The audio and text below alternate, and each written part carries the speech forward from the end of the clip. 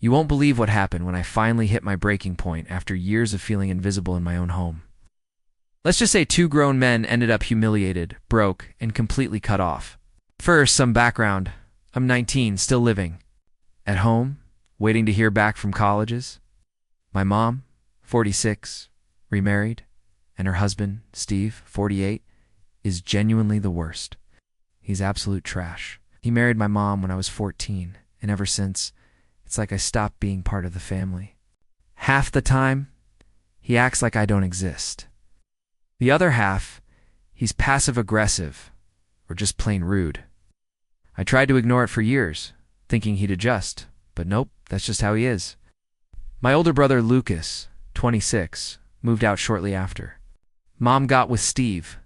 Lucky him. I've been stuck dealing with this awkward mess while he's living his best life. Steve also has a son, Anthony, a year or two older than me. When we first met, I hoped we could at least be cool, but no. The guy's a constant headache, always acting superior and talking down to me like I'm a child. Uses that fake polite tone people adopt when they think they're smarter than youth. It's Anthony. All day, every day. And it's not like he's accomplished anything. He's been jobless forever, just leeching off Steve, who also can't hold a job for more than 2 months. The apple didn't fall far from the tree. Growing up, it was just me, Mom, and my brother. My dad died when I was 8. It sucked, but we managed. We didn't have much money, but it felt right. Mom used to make pancakes on Sundays, and we'd watch movies on the couch. We laughed a lot back then. Felt like a team. Then Steve showed up and made everything weird. He acted nice at first, but when Mom introduced us, he only hugged Lucas, saying something like, "This family feels complete now." He didn't even look at me, just nodded. I was standing right there, man, like, okay, I guess I'm invisible. After the wedding, things went downhill fast. Steve treated me like an outsider from day one. Always nitpicking, always giving me dirty looks if I spoke at dinner. If I left dishes in the sink, it was lazy and disrespectful. But if Anthony left literal trash on the kitchen counter, not a word. And Anthony, he hated me on sight, probably because I was actually doing something with my life. I worked part-time at a supermarket, helped around the house, and kept my grades up. He just played Call of Duty all day, which he sucked at, by the way, acting like he was too good to bag groceries, and yeah, I'm not super fit. I gained some weight last year and deal with acne. Not the end of the world, but these two made it their mission to point it out every time I walked in the room. Hey, you sure you need seconds? Or ever heard of a skincare routine? Like, I don't have a mirror, dude. Yeah, meanwhile, Anthony's out here acting like a model when he's just a guy who hasn't shaved in months and smells like old socks. The part that truly stung was Steve never once introducing me as part of the family. He'd tell people Lucas was his son, but if I was there, I was just this guy, or he'd skip me entirely. Bro, I've been living in your house for 5 years. Can't even fake it. Mom didn't say much either. She'd look uncomfortable, but then brush it off. Didn't want to stress her out, so I mostly just endured it. But then Steve actually banned me from my own mom's birthday dinner. Yeah, you read that right? I baked a cake and everything, her favorite kind, spent all morning on it, planning to surprise her. But it turned out Steve and Anthony had already planned a dinner for her without me. Lucas was out of town, so it was just me left behind. Didn't even know about it until Mom called me. "Hey, are you coming to dinner?" I was like, "What dinner?" She told me to meet them at this restaurant. So I showed up with the cake in a cardboard box, already feeling awkward. The tension was thick enough to cut with a knife. Nobody said anything, just dead silence. Mom smiled and said, "Thanks for coming," but Steve looked like he'd just bitten into a lemon. Anthony wouldn't even look up from his phone. 10 minutes. Mom went to the bathroom, and that's when Steve finally let loose, looking straight at me and asking, "Why are you here?" "Didn't you get the message?" I just sat there. "What message?" He said, "This was supposed to be a family dinner. Some space for your mom, not for you to ruin." I said she asked me to come, and this man just shrugged and said, "Yeah, well, maybe learn when to take a hint." Then Anthony chimed in, "Can you not make this about you for once?" He wanted to give her a good evening. I was just sitting there with this stupid cake on my lap, feeling like I'd walked into a stranger's house, So yeah, I left. I didn't say anything, just got up and walked out before I lost it. I didn't want to cry in public or throw hands, so I just dipped. Later that night, Mom texted me asking why I left. I said I wasn't feeling good. I didn't tell her what actually happened. I used to tell her every time Steve or Anthony pulled something. But all it did was upset her. Then they'd fight, and somehow she'd end up apologizing to them. It was a bad cycle, and I just got tired of it. I know she probably fought Steve too. Let me come that night. That's why it was so awkward when I showed up. She probably begged him to include me, but even that wasn't enough.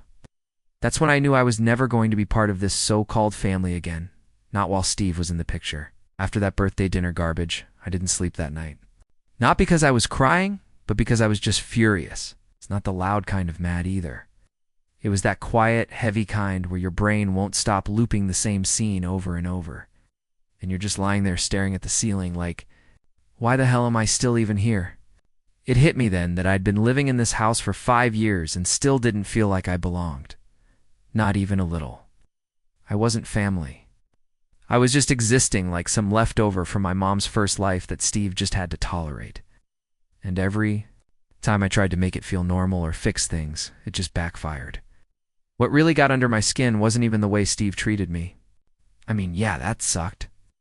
But what messed me up more was how my mom let it keep happening. I get it. She was trying to hold everything together. I'm not blind. She wanted peace. She wanted to believe we were one big family, and that if she just smoothed over the cracks, they'd go away. But smoothing over a leak doesn't stop the flooding. It just delays the mess. And Steve, that man knew exactly what he was doing. He didn't have to scream or throw stuff to be toxic. He was a pro at being quietly manipulative.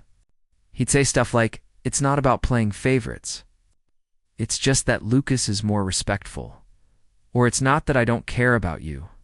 I just think you could try harder." Those phrases sound polite, but they land like a slap. And he'd say them in front of my mom with this calm voice, so if I reacted, I looked like the unstable one. The worst part was, Lucas didn't get it. Not because he was dumb, but because he just wasn't around. He moved out a couple of years after Steve moved in, and only popped in for birthdays or quick dinners.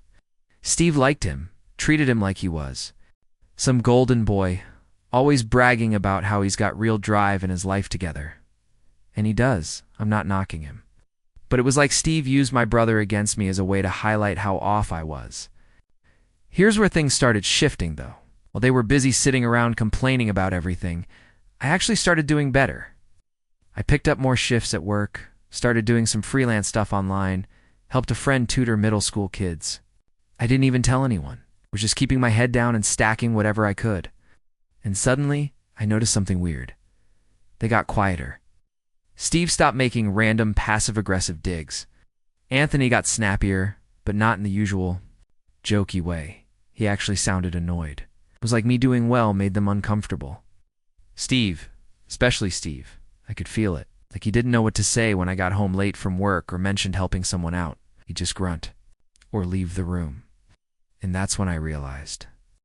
This man doesn't hate me because I'm a failure. He hates me because I'm not. Saw me as a threat to his little image of himself as the man of the house. And Anthony, same thing. He didn't like that I was out here doing stuff while he was still. Waking up at noon like he had anything to recover from, that flipped a switch in me. Not a revenge switch or some big I'm going to get them thing. Just this quiet confidence. I wasn't powerless. I wasn't stuck. I had options. I had control over at least some stuff. And even if I still had to live under their roof for a bit longer, I didn't owe them anything. So I started backing off emotionally. No more trying to make things work. No more asking to be included. I stopped eating dinner with them. Stopped engaging with Steve's fake small talk. Stopped caring if Anthony rolled his eyes every time I walked in. I went invisible. I was fine with that. I could tell it messed with Steve. He'd try to bait me every once in a while. Ask stuff like, "Don't you want to say something?" Or "Got nothing to add?" And I'd just nod or shake my head and go back to my room. The less I fed him, the more unsettled. The guy was actually kind of funny. But in the middle of all that silence, an idea started brewing. Something that wasn't just me escaping, but actually flipping the whole situation on its head. Something that would remind Steve and Anthony that I was still here and that Mom still had another family long before they showed up. I didn't know what it was yet, but I knew it was coming, especially after that circus birthday dinner where I got told I wasn't family. Something just snapped, not in a punch-the-wall kind of way, but in that cold, focused, I'm done trying type of way. I stopped caring how I came off, stopped playing nice. I stopped waiting around for them to include me. I was going to take back my mom. That's all I knew. First, I hit up my manager and asked to extend my shifts. Didn't even ask what roles were open. I said I'd do anything stockroom, carts, unloading trucks at 5 a.m., didn't matter. My manager looked at me like I'd lost it. You good, man? I just said, trying to save up for a trip, half-truth.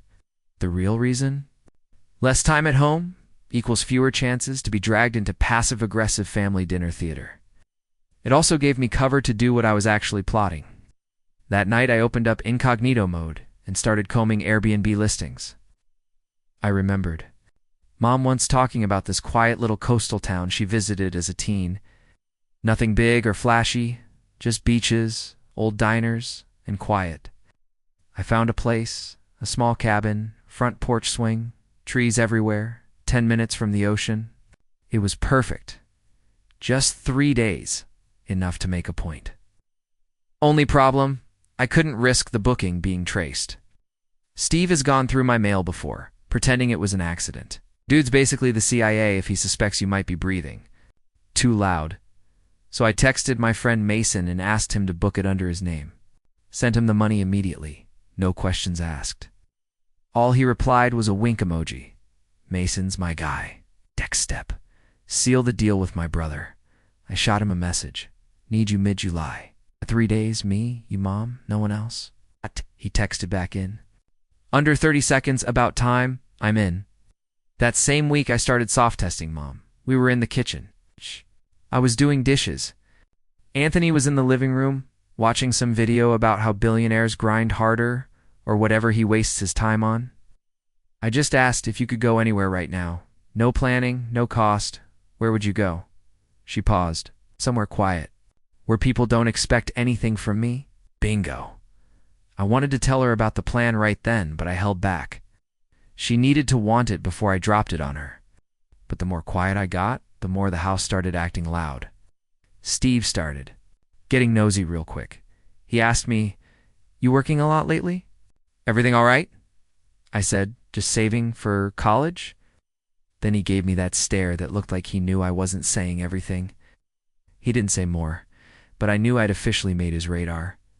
Then came Anthony. He's never been subtle. One night I walk in and catch him poking through my backpack in the living room. I said, "Lost something?" Jumps back like I caught him robbing a bank. Just thought it was mine. "Yeah, you bring a backpack to the couch every day now?" Didn't respond, just walked off. But that's when I realized I had to move now. The next day, I left work early, hit up the library, printed out the trip plans, directions, reservation info, even diner spots nearby Mom used to talk about. I folded it all into a beat-up folder labeled math notes and shoved it deep under my bed. I was about to text my brother to confirm the final date when something happened that almost blew everything. Mom was in the living room folding laundry. Steve and Anthony were watching TV, some dumb reality show where people scream about shrimp. I walk past and I hear Anthony say to Steve, real low, he's planning something. Bet it's about us. Steve leans forward. Like what? Anthony shrugs. Been hiding stuff in his room. I kept walking like I didn't hear anything, but my ears were locked in. Later that night, Steve knocks on my door. You got a minute? I open it a crack. Yeah, he pushes in anyway. Just want to make sure you're not keeping secrets from the family. It would be real selfish. To make your mom choose sides, that hit different. He wasn't asking, he was warning me. I said there's nothing going on and stared right at him. I don't blink when I lie anymore. He stood there a second too long, then just nodded and left. But I knew he didn't buy it, so now I had to tell Mom. Not just because time was running out, but because if Steve snooped even once more, it would all unravel. I waited until she was alone. I caught her folding towels in the laundry room. "Can I talk to you?" I said. She nodded, pulled out the folder. "I planned something for you, me, Lucas. 3 days, peace, just us before I leave for college." She didn't open it. She just held it like it was glass. "You're serious?" I said. "Yeah, fully booked. I used Mason's name so no one here finds it. We leave the 18th. She sat down on the dryer. "I can't leave Steve and Anthony alone like that," she said quietly. I felt my throat tighten. "They leave you alone every damn day." She looked up. The first time in forever, she didn't try to defend them. I said, "You didn't marry them to be a referee." She didn't respond, but she didn't say no either. Then came the final twist. Next morning, I find the folder on the dining table. I panic. But taped to the front was a sticky note with one word, yes. Under it was her signature. And in that exact moment, I heard Steve's truck pull into the driveway. Mom was already in her coat. She looked at me, held her finger to her lips, and whispered, "Don't say a word." A few days later, it was trip day. We were supposed to leave at 8 a.m. sharp. I packed the night before quietly. 1 duffel bag, snacks for the road. A printed backup of the directions in case the Wi-Fi cut. I slid the folder into the side pocket and triple-checked everything. My brother texted, "Leaving now? Be outside in 20 minutes?" But at 6:30 a.m., as I was double-knotting my shoes, there was a knock at my door. Froze. It wasn't the soft knock Mom does. It was fast, aggressive. "Open up." Steve's voice came through. I opened it halfway. "What?" He pushed in like he owned the place. His eyes scanned the room, stopped on my packed bag. "You going somewhere?" he asked, to calm. "Visiting a friend?" I lied, heart pounding. "This friend got a name?" "Mason?" Tilted his head. "Mason, who booked that little coastal Airbnb?" My stomach dropped. "Funny how you left your email open on the family computer last night. You really think I wouldn't notice a random reservation to a beach town you just asked your mom about?" I stayed quiet, took a step closer. "Are you taking her? You trying to pull her away from this family?" I didn't answer. I didn't have. 2, that was my confirmation. He stormed out, yelling to my mom, "Mary," like a madman. I followed him down the hallway, 2 steps behind, heart racing. He reached the kitchen where Mom was pouring coffee like it was any other day. "You were going to leave?" he barked. She didn't flinch. "Yes, with him, without telling me." My brother's car pulled up outside. Timing could not have been tighter. Mom looked him dead in the eye and said, "I needed space.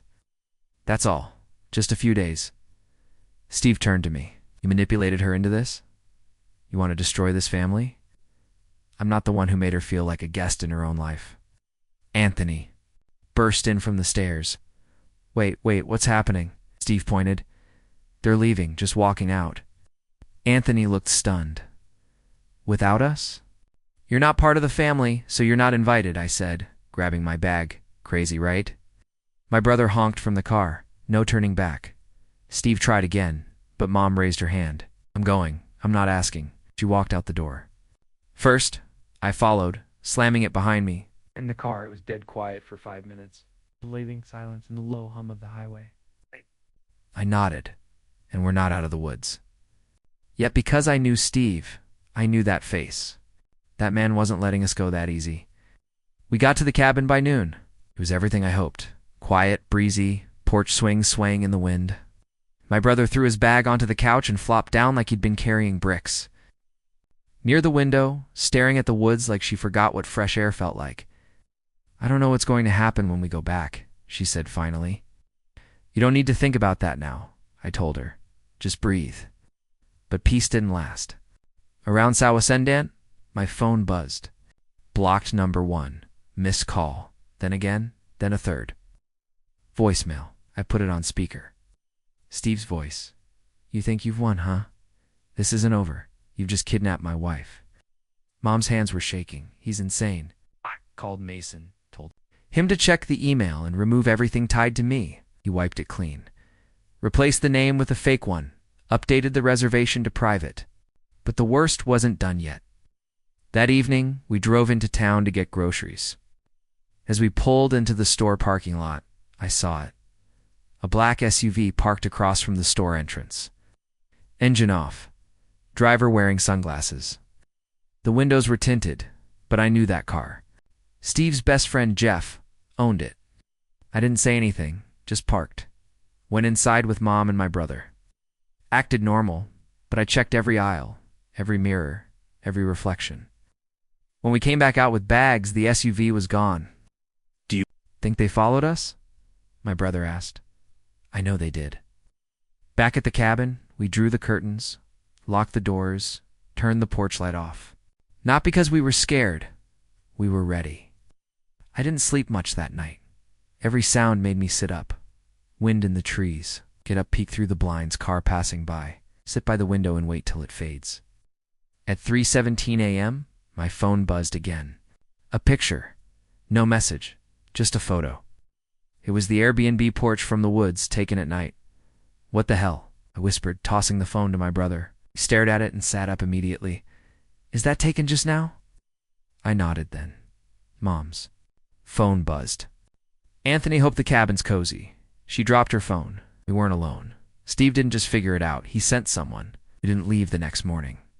We packed. Not because we were running.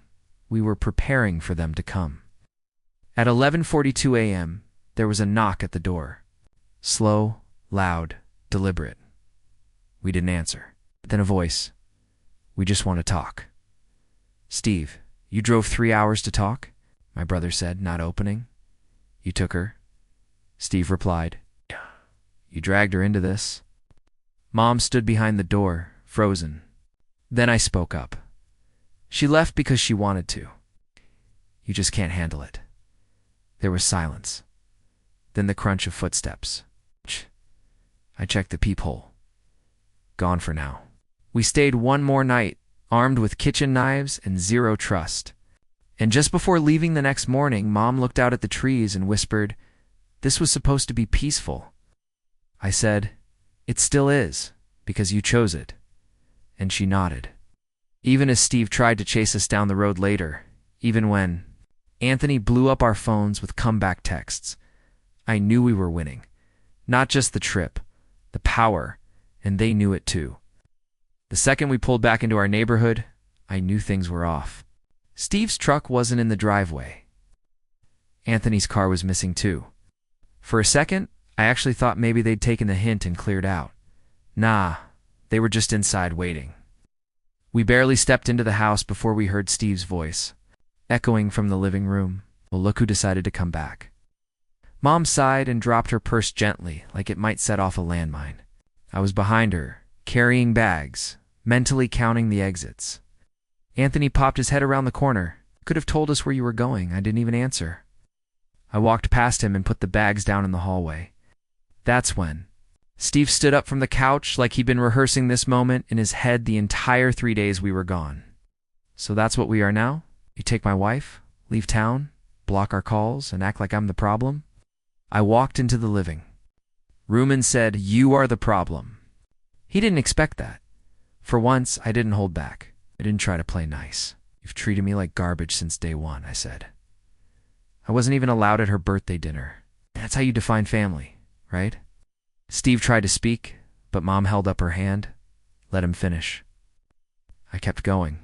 You call her your wife, but you don't even respect her. You call Anthony your son, but you mock her real ones behind her back. You act like this house is yours when you don't even pay for half of it. Anthony scoffed from the kitchen. Oh, please. You don't even have a job, Anthony, I said without looking at him. You just sit in your room and apply to places that don't even exist. You're a grown man playing YouTube motivation videos while your dad ruins everything around him.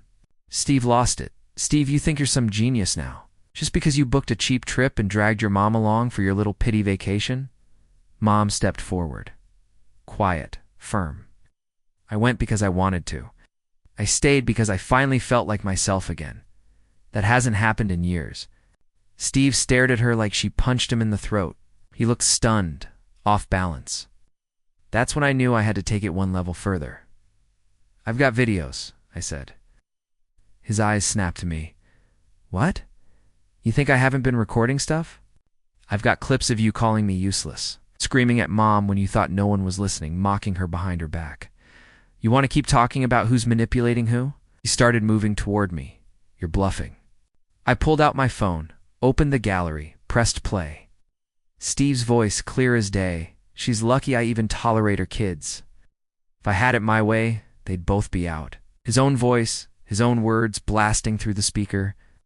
Anthony's eyes went wide. Mom looked like her soul cracked. Steve stood frozen. Then, without warning, he lunged for my phone. Too late. My brother walked in from the hallway holding his phone, recording. Try it, he said. This one's going straight to the family group chat. Steve stopped, realizing he wasn't in control. Any more then? He snapped. You think anyone's going to care? You think your little recordings mean anything? I've got friends in this town. I know people. I smiled. Then you should know the landlord is one of them. That one hit. See, Steve. Didn't own this house. My mom did, but technically the property title still had a weird leftover clause from her previous mortgage that gave partial authority to the original landlord. Mr. Graham, I called him during the trip, told him everything. He'd known my dad. Back in the day, told me if Steve stepped out of line again, he'd back my mom on removing him. Want to test it, I said. I can have Mr. Graham here by this afternoon. Steve's chest rose and fell like he was about to explode. But he didn't. He just turned to Mom. You're going to let your kids destroy this family? Mom looked him in the eyes. No, you did that yourself. By evening, Steve was gone. Packed one bag, called someone for a ride, and walked out without a goodbye. Anthony stayed, because of course he did. He tried to play it off, said he wasn't involved in any of that, said he just wanted peace. I told him peace starts with getting off the couch. He didn't speak to me for the rest of the day. Mom made dinner that night. Just pasta and bread, nothing fancy. But the silence was peaceful. There's no judgment, no tension, just forks, chewing, and soft conversation. At one point she looked up at me and said, I'm sorry it took me this long. I shook my head. I'm just glad you finally saw it. We didn't cheer, didn't throw a party, but the air felt lighter. The house didn't feel like a war zone anymore. Still, I wasn't done, because Anthony, he had one more thing coming. I had a little folder on my computer labeled Anthony Scam Apps. Want to guess what's inside? Screenshots, records, listings of fake job applications he filled out and never submitted, old Reddit posts he copy-pasted to act like he was grinding. Even a resume he stole from some freelancer and just changed the name. And next week, Mom's going to see all of it. Because if Steve's gone, Anthony's next. But you'd think, after getting kicked out, Steve would take the L quietly and disappear into whatever ditch he crawled out of. But nope, dude went full pity parade. Posted some garbage on Facebook about how stepfamilies are complicated and people will turn your own home against you. He even had the nerve to include a blurry picture of me, cropped like he was trying to hide it, but still super obvious it was me. Captioned, sometimes evil hides behind a kind face. My cousin sent it to me with the message, did you punch this man or something? I hadn't yet.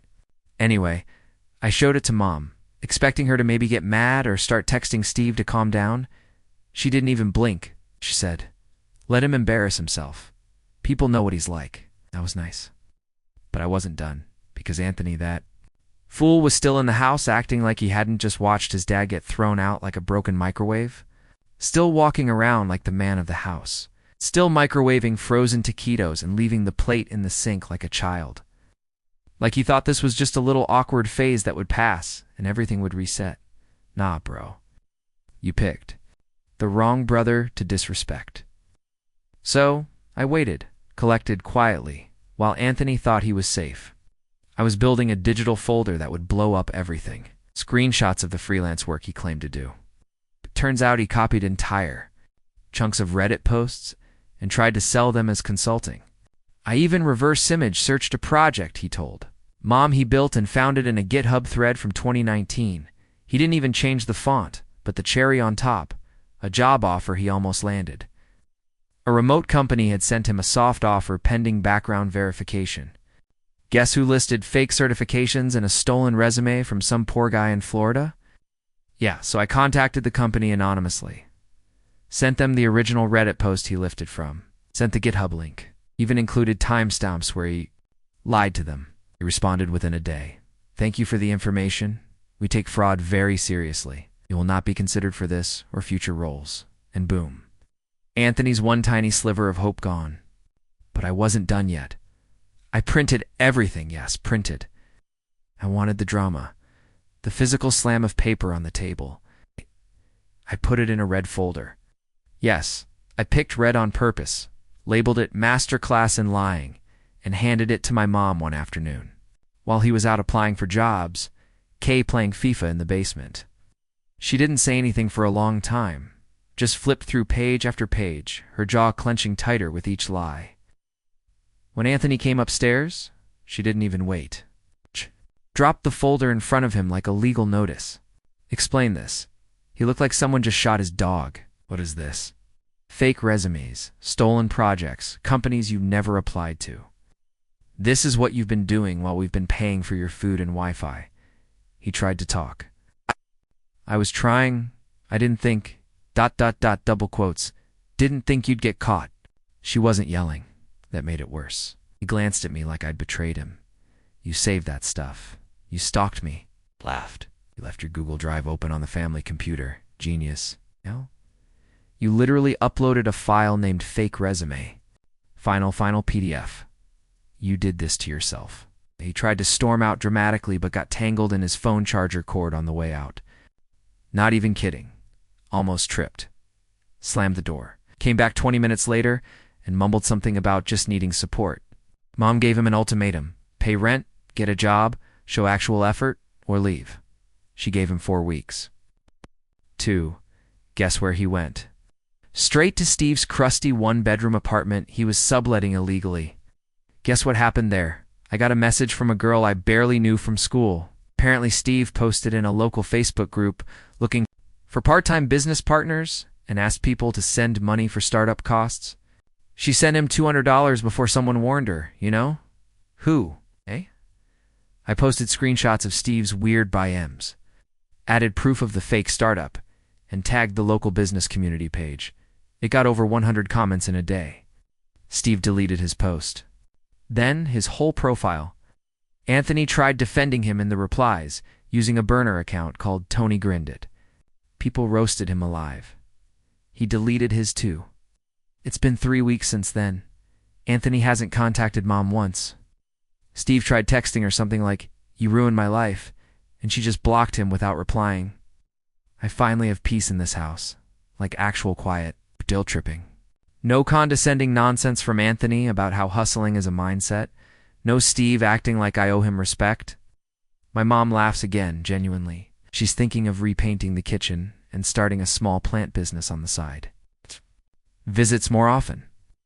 He brought steaks last weekend and called it a celebration of finally having air to breathe. As for me, I got accepted to college. I'm leaving in a month. And this time, I'm not running from anything. They're gone. And I didn't just kick them out. I ripped the masks off while they were still trying to pretend they were good guys. Steve can go scam someone else. Anthony can keep grinding his fake. Hustle into the dirt, me.